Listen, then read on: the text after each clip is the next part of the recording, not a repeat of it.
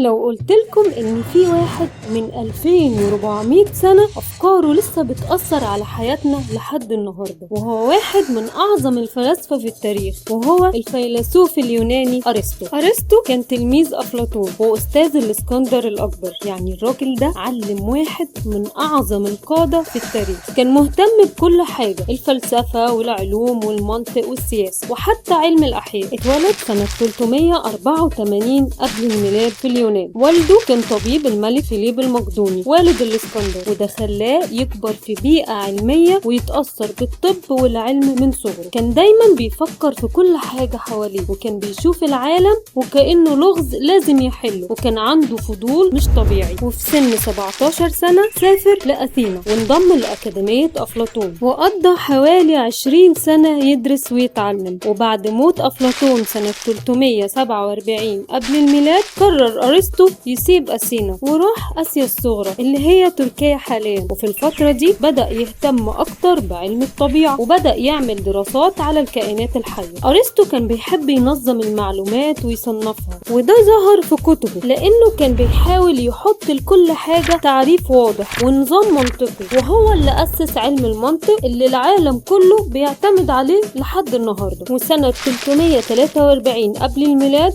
جاء الملك فيليب المقدوني طلب من أرسطو إنه يكون المعلم الشخصي لابنه الإسكندر الأكبر اللي كان وقتها عنده 13 سنة. ودي كانت نقطة مهمة جدا في حياة الإسكندر. أرسطو درس للإسكندر الفلسفة والعلوم والسياسة والأخلاق، وزرع فيه فكرة إنه لازم يكون ملك عظيم. وبعد لما الإسكندر بقى ملك رجع أرسطو لأثينا وأسس مدرسته اللي سماها ليثيوم، اللي معناها الفلسفة المشائية، وده لأنه كان بيدرس لطلابه أثناء المشي. وبدأ يكتب أهم أعماله ويدرس لطلابه بطريقة علمية جدا. كان بيهتم بالملاحظة والتجربة، وده اللي خلاه من أوائل العلماء اللي فكروا بطريقة علمية. أرسطو كان عنده حكم وأقوال فضلت موجودة عبر الزمن، وكتير منها بيتكلم عن العقل والأخلاق والسعادة والصداقة. زي المقولة الشهيرة: العقل ليس وعاء يجب ملكه، بل شعلة يجب إشعالها. يعني مش مهم نحفظ معلومات، المهم نفكر ونفهم. وقال كمان: السعادة تعتمد علينا نحن. وقال كمان إن الأمل هو حلم اليقظة، بمعنى إن الأمل مش مجرد خيال، لا هو حلم ممكن يتحقق لو سعينا ليه. وبعد وفاة الإسكندر الأكبر سنة 323 قبل الميلاد بدأوا أعداء أرسطو في أثينا يهاجموه واتهموه بعدم احترام الآلهة، وعلشان كده هرب أرسطو من أثينا وراح جزيرة تانية في اليونان، وهناك مات سنة 322 قبل الميلاد وكان عمره 62 سنة، وده كان بسبب مرض في المعدة. وبعد وفاته أفكاره ما كانتش مشهورة زي أفلاطون، لكنها مع الوقت بقت حجر الأساس للفلسفة الغربية في العصور الوسطى. والنهاردة أفكاره عن المنطق والعلم والسياسة والأخلاق لسه بتدرس في كل مكان في العالم. يعني ببساطة أرسطو ما كانش مجرد فيلسوف، ده كان عالم شامل ومفكر سابق لعصره، وأفكاره لسه بتأثر في حياتنا لحد النهاردة.